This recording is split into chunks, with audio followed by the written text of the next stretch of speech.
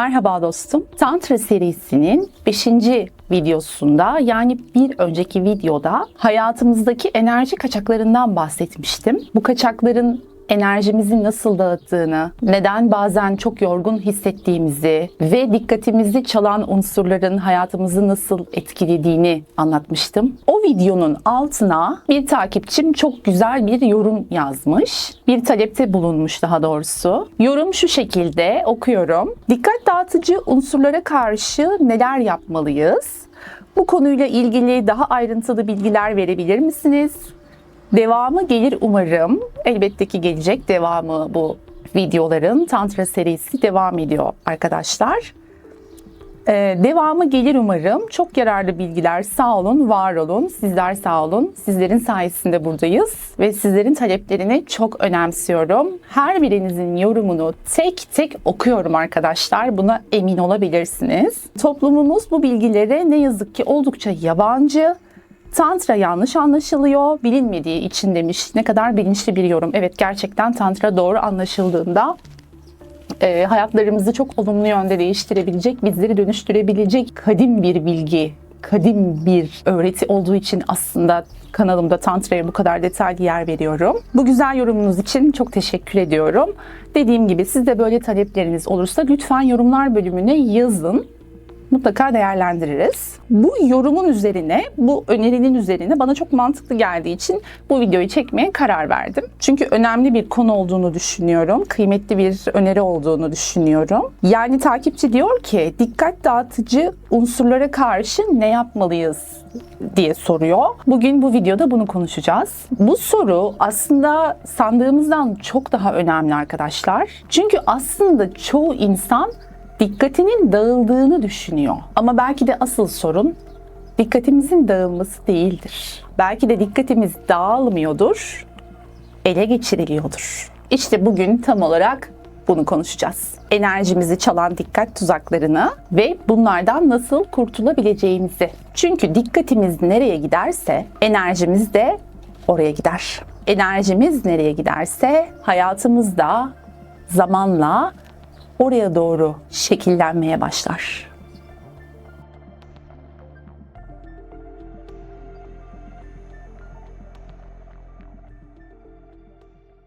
Şunu fark ettiniz mi bilmiyorum. Bazı günler aslında fiziksel olarak çok fazla şey yapmış olmayız. Ağır bir işte çalışmamışızdır. Saatlerce spor yapmamışızdır. Ama günün sonunda tükenmiş hissederiz. Sanki bütün enerjimiz çekilmiş gibidir. Peki neden? Çünkü aslında yorgun olan bedenimiz değildir. Yorgun olan dikkatimizdir. Sabah gözünüzü açıyorsunuz, telefonu elinize alıyorsunuz. Bir haber, bir kriz, bir tartışma, bir sosyal medya paylaşımı, bir felaket senaryosu, bir korku haberi ya da bir ekonomik yorum, bir başka gündem ve farkında olmadan zihnimiz onlarca farklı yöne çekilmeye başlıyor. Akşam olduğunda ise kendi hayatımıza ayıracak enerjimiz kalmıyor. İnsan beyni çok ilginç bir şekilde çalışır. Mutlu bir haber gördüğünüzde onu birkaç dakika sonra unutabilirsiniz. Ancak tehdit içeren bir haber gördüğünüzde zihnimiz onu çok daha uzun bir süre taşımaya devam eder.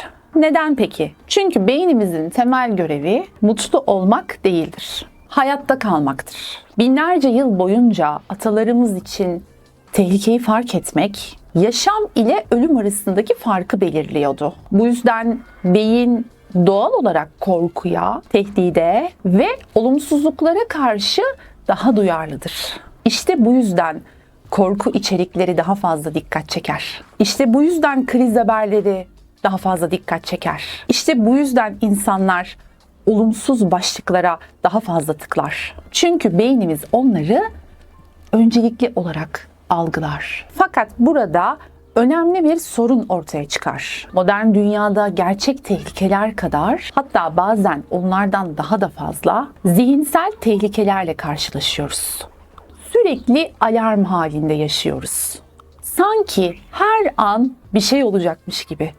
Çok tanıdık geliyor değil mi? Şu an bunu hissedebiliyorum. Kendimizi sanki her gelişmeyi takip etmek zorundaymış gibi hissediyoruz. Sanki her haberi bilmezsek eksik kalacakmışız gibi. Ve bu durum dikkatimizi parça parça tüketiyor. Şimdi size önemli bir soru sormak istiyorum. Bugün düşündüğünüz şeylerin kaç tanesi gerçekten sizin hayatınızı etkiliyor ya da ilgilendiriyor? Gerçekten kaç tanesi? Kaç tanesi sizin kontrolünüz altında? Kaç tanesi sizin yaşam kalitenizi arttırıyor? Çünkü birçok insan gün boyunca başkalarının gündemini yaşıyor. Başkalarının korkularını, başkalarının tartışmalarını, başkalarının krizlerini yaşıyor. Ancak kendi hayatına yeterince odaklanmıyor. İşte dikkat hırsızlarının en büyük başarısı budur. Sizi kendi merkezinizden uzaklaştırmak. Peki, bu dikkat hırsızlarına karşı ne yapacağız? Her zaman söylediğim gibi ilk adım fark etmek. Fark edeceğiz arkadaşlar. Fark edeceğiz. Her şey farkındalıkla başlıyor. Bunu her fırsatta söylüyorum zaten. Dikkatimizin gün içerisinde nerelere gittiğini gözlemleyeceğiz. Çok dikkatli bir gözlemci olacağız. Bizi en çok ne yoruyor? Hangi içerikler bizi aşağı çekiyor? Hangi konuşmalar enerjimizi tüketiyor? Hangi insanlar bizi sürekli olumsuz ruh hallerine sürüklüyor? Enerji kaçaklarını kapatmadan önce kaçağın nerede olduğunu bulmamız lazım. Kendinize bir zaman verin, bunu gözlemleyin. Sadece bir süre bunu gözlemleyin. Yani çok uzun bir süre olmasına gerek yok. Ama bir süre dikkatli bir şekilde bunu dediklerimi gözlemleyin bakalım. Enerjiniz nerelere gidiyor? Neler çıkacak. Şimdi ilk adımımız buydu değil mi? Geçelim ikinci adıma. İkinci adımda korku tüketimini azaltacağız. Bakın dikkat edin. Korkuyu tamamen yok edin demiyorum. Bu mümkün de değil zaten. Korku da bir noktaya kadar gereklidir aslında. Tamamen yok etmek değil ama bilinçsizce tüketmeyi bırakacağız. Çünkü şunu bileceğiz ki her bilgi değerlidir diye bir şey yok. Her bilgi değerli değildir. Her haber gerekli değildir. Her tartışma sizin katılmanız gereken bir tartışma değildir. Yani her tartışmaya katılmamız gerektiğini bize kim öğretti? Böyle bir şey yok. Bazı insanlar gün boyunca bu bilgileri tüketiyor ama hayatları bir türlü değişmiyor. Yani her bilgi gerekli değildir derken onu anlatmaya çalışıyorum. Her bilgiyi almak, her haberi okumak, hiçbir şeyden geri kalmamak için her şeyin içinde olmak ya da her tartışmanın içine girmek zorunda falan değiliz arkadaşlar. Bilgi başka bir şeydir. Bilgeliğe dönüşmüş bilgi başka bir şeydir. Şimdi bunu da cebimize koyduk. Geçiyoruz üçüncü adıma. Üçüncü adım sabah dikkatiyle ilgili. İnsan dikkatinin ve odağının ne kadar önemli olduğunu zaten bir önceki videoda anlatmıştım. Özellikle de sabah ilk uyandığımızdaki o dikkat çok önemli. Ama biz şimdi ne yapıyoruz sabahları? Birçoğumuz zaten güne kendi zihnimizle başlamıyoruz ki. Başkalarının paylaşımlarıyla ve hayatlarıyla başlıyoruz. Başkalarının fikirleriyle başlıyoruz. Başkalarının korkularıyla başlıyoruz. Sabah uyandığımız o ilk dakikalar var ya, işte onlar bütün günün yönünü belirliyor. İşte bu yüzden çok önemli. Sabah gözümüzü açar açmaz bir başlıyoruz, bir alıyoruz elimize o telefonu. Oh! Kaydır Allah kaydır, kaydır Allah kaydır. Bakıyoruz. O onu yapmış, bu bunu yapmış, bu bunu paylaşmış. Şöyle bir haber çıkmış. Biri çıkıyor oradan bir akıl veriyor, bir fikir veriyor. Ona takılıyoruz falan filan. Yani ne oldu? Bütün günün yönünü belirleyecek en kıymetli zaman dilimlerinde başkalarının hayatlarıyla beynimizi doldurduk zaten. Hop çöküş başladı. Daha gün başlamadı. Biz yataktan çıkmadık ama hop çöküş başladı. Gün içerisinde bize lazım olacak bütün enerjiyi orada yedik, tükettik zaten. Şimdi kendinize sorun mesela. Sabah uyandığınızda bugün enerjimi neye vereceğim? Bugün hangi hayatı inşa edeceğim? Bugün ne üreteceğim? Yani baktınız ki böyle zihin gidiyor, dağılıyor. Başkalarının hayatlarına, kendi merkezinizden uzaklaşıp başkalarının hayatlarına dağılıyor. İşte tam bu noktada Bu soruları sorarak zihninizi tekrar kendi merkezinize getiriyorsunuz. İşte bu sorular bu yüzden önemli. Bakın, her zihniniz bir tarafa doğru dağıldığında, yani sizin dışınızdaki bir şeylere, korkuya, bir habere, bir krize, bir tartışmaya ya da herhangi bir şeye dağıldığında, hani onu fark ediyoruz ya, bir dakika, benim zihnim şu anda benim dışımdaki çok farklı bir şeye doğru kaydı. Fark ettik bunu. Ne yapıyoruz? Hemen zihnimizi geri çağırıyoruz. Kendimizle ilgili sorular sorarak. Az önce örneğini verdiğim gibi. Zihnimizi hemen kendi merkezimize getiriyoruz. Yani dağılan enerjimizi kendimize geri çekmeye başlıyoruz. Şimdi 4. ve benim için çok çok önemli bir maddeye geçiyoruz. Üretmek. Tüketmek her zaman en kolayıdır. Ancak üretmek dönüştürücüdür. Sürekli video izlemek bir tüketimdir mesela. Sürekli haber okumak, sürekli içerik tüketmek. Bunlar bir noktadan sonra zihni ağırlaştırmaya başlar. Yani şöyle düşün. Sürekli zihnine bir şeyler koyuyorsun, bir şeyler yüklüyorsun, okuyorsun, bakıyorsun, izliyorsun. Ne yapıyor? Zihninde bir ağırlık yapmaya başlıyor. Ama bir şeyler üretmeye başlamak, örneğin yazmak, çalışmak, spor yapmak, yeni bir beceri öğrenmek, koyduğun bir hedefe doğru ilerlemek, bunlar enerjiyi hep geri toplayan şeylerdir. Yani tüketmekten ziyade üretmeye başlamak. Ya üretmek illaki bir şeyleri yapmak, yoktan var etmek falan değil. Yani kendi içindeki o potansiyeli, kendi içindeki o cevheri fark edip onu açığa çıkarmak aslında. Şimdi bu konuda kendimle ilgili çok önemli bir örnek vermek istiyorum. Hani dedim ya az önce, bu üretme konusu enerjiyi geri toplar diye. Çünkü enerji hareket isteyen bir şeydir arkadaşlar. Ben mesela yazmak dedim ve ben yazmaya başladığımdan beri, yani mesela işte 2 tane roman yazdım. Bu arada romanlar kanalda mevcut. Linklerini yukarı bırakayım. Oradan tıklayarak ulaşabilirsiniz. Bunları yazarken de, yazdıktan sonra da enerjimin daha fazla bende toplandığını fark ettim. Yani çünkü sağa sola dağılmış enerjimi topladım bir şeyleri fark ederek. Tabii ki bunlar zaman içerisinde oldu. Ve aynı zamanda sürekli o tecrübeler, yılların deneyimleri, kafamda biriktirdiğim, yaşadığım olaylar, onları hikayeleştirme aşamasına geçtiğim zaman aslında o bilgilerin, kafamda, zihnimde ağırlık yapan o şeylerin bir şekilde boşaltımı gibi, yani onu tahliye etmek gibi düşün, ama güzel bir şeye çevirerek tahliye ediyorsun. Yani üretiyorsun bir şeyler. Hani ortaya da güzel bir şeyler çıkarıyorsun, faydalı bir şeyler çıkarıyorsun. Bu anlamda hem kafamdaki o ağırlığı, o ruhumdaki, hayatımdaki ağırlıkları boşaltmış oldum. Hem de bir şeyler üretmiş oldum. Yani bu anlamda yazmak benim için çok iyi geldi bana. Bunun dışında spor yapmak. Düzenli spora başladım. 1 aydan fazla bir süredir düzenli bir şekilde spor yapıyorum. Bununla ilgili de ayrı bir video çekeceğim zaten. Anlatacağım. Yani kendi sürecimle ilgili olan videoda bunu anlatacağım. Şimdi enerji hareket ister dedik ya. Mesela ben çok ilginç bir şey fark ettim. Düzenli spor yapan arkadaşlar beni şu an çok iyi anlayacaklardır. Bundan öncesinde çok hareketsiz bir hayatım vardı. Biraz böyle işte aman kalkmayayım, aman çok hareket etmeyeyim gibi. Bunun değişik sebepleri var. Hepsini anlatıyorum zaten video çektikçe. Fakat şöyle bir şey oldu. Ben zannediyordum ki ben hareket ettikçe, spor yaptıkça işte enerjim düşecek, enerjim bitecek. O yüzden belki de kendimi bu kadar hareketsiz bıraktım. Hani olan enerjimi de kaybetmeyeyim. Ama bir fark ettim ki gerçekten hareket ettikçe, spor yaptıkça daha fazla enerji toplamaya başladım.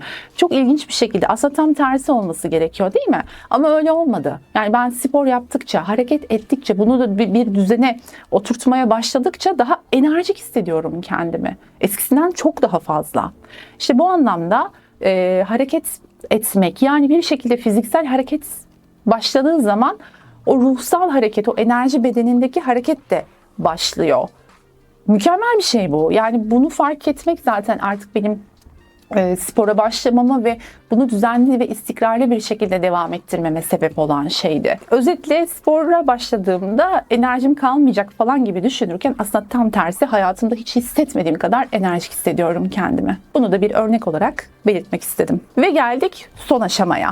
Şimdi bakın, bu çok önemli. Özellikle tantra konusunda çok önemli. Benim yapmaya başladığım çok basit bir şey fakat hayatımı değiştiren bir şey. Yani gerçekten hayatımın dönüşmeye başlamasındaki sıfır noktası diyebilirim. Şimdi söyleyeceğim şey. Gün içerisinde birkaç kez durun, bilinçli olarak. Alakasız zamanlarda da olabilir, fark etmez. Birkaç kez durun ve kendinize şu soruyu sorun. Şu an enerjim nerede? Şu an enerjim nerede? Fark ediyoruz yani, farkındalık diyoruz ya, işte bu. Böyle yani sürpriz gibi, hiç beklenmedik anlarda tak diye durup şu an enerjim nerede diye kontrol etmeye başladığında çok ilginç şeyler fark edeceksin. Ya bunu bir de böyle bir oyun gibi yapacaksın. Yani yapmaktan da zevk alacağın bir şey olacak. Bir oyun gibi. Yani düşün, duruyorsun alakasız bir zamanda, şu an enerjim nerede? Belki geçmişte olduğunu fark edeceksin o anda. Geçmişteki bir sahnedesin, bir acıdasın, bir üzüntüdesin. Belki gelecekte bir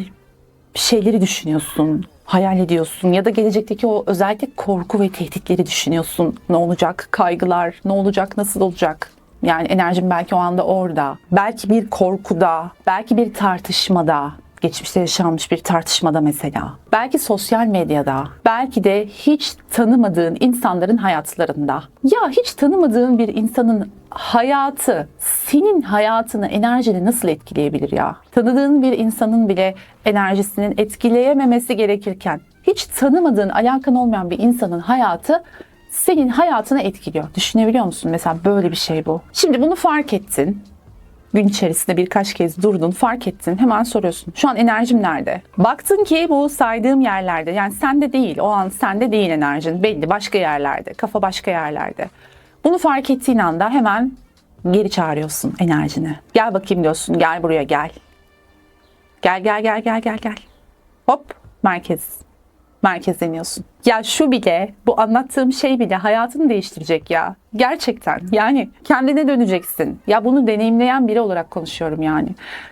İstiyorum ki herkes bunu fark etsin ya. Herkes. Yani böyle içimden böyle havai fişekler patlıyor. Bunu anlatmaya çalışıyorum. Bunu böyle aktarmaya çalışıyorum. Hani burada böyle bir şey bildiğim için konuştuğumu düşünmeyin arkadaşlar. Şunu bir fark edin istiyorum artık ya. Çok heyecan verici, çok güzel bir şey ya bu. Ya hayatın değişiyor, düşünsene, enerjin değişiyor. Artık üzülmüyorsun hiçbir şeye. Yani tabii ki illaki üzüleceğiz. Bak o kadar heyecanlandım ki elim böyle sağa sola çarpmaya başladı.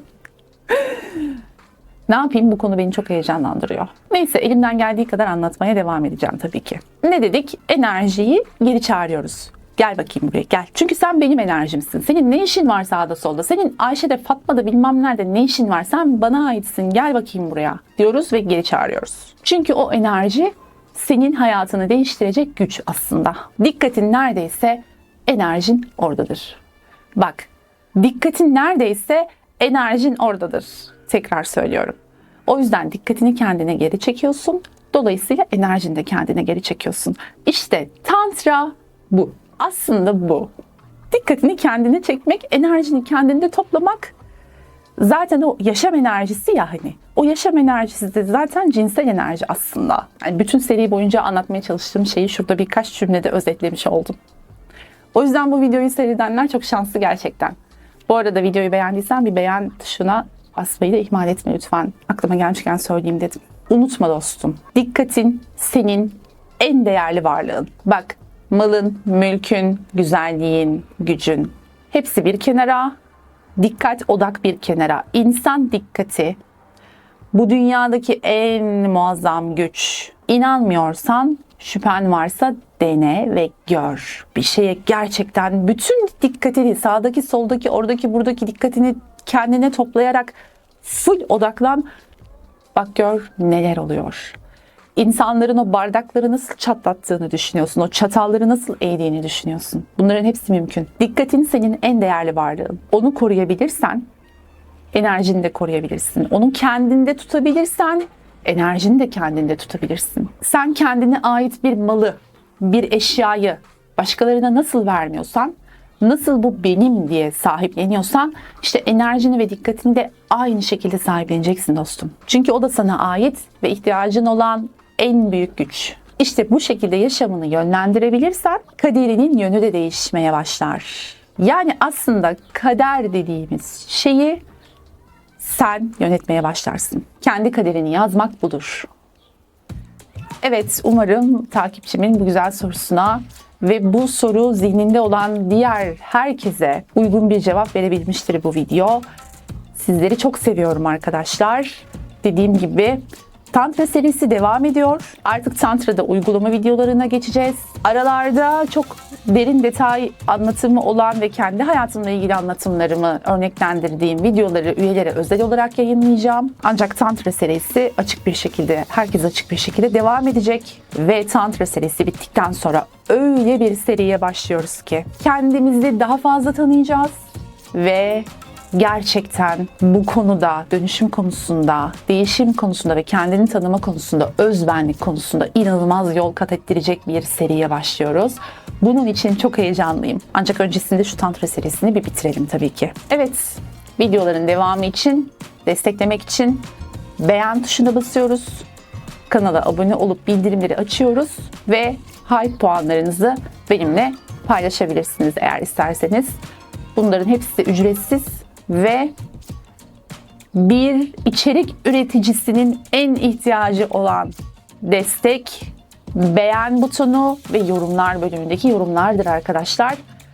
Bizler içerikleri sizler için üretiyoruz. Sizler de bu şekilde bize destek oluyorsunuz. Böylece karşılıklı güzel bir iletişim halinde oluyoruz. Sizi çok seviyorum.